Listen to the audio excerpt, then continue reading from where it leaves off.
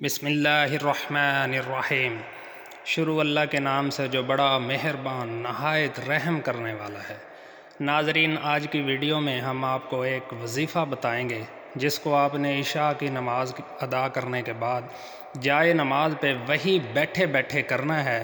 انشاءاللہ آپ کی ہر جائز حاجت پوری ہوگی اور آپ کو جو بھی ذہنی و جسمانی اور روحانی مسئلہ ہے انشاءاللہ اللہ رب العزت آپ کو پریشانی سے نجات دیں گے۔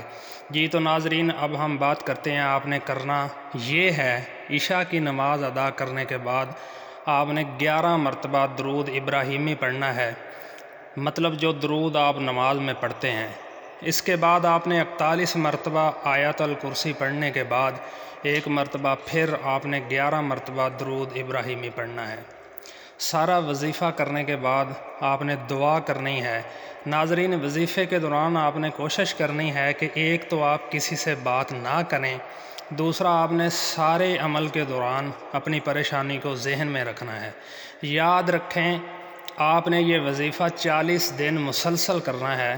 الحمدللہ جس نے بھی جائز مسئلے کے لیے یہ وظیفہ کیا، 15 سے 20 دن میں ہی اللہ تبارک و تعالیٰ نے اس انسان کی جائز حاجت پوری فرمائی اور اس کی پریشانی سے نجات فرمائی۔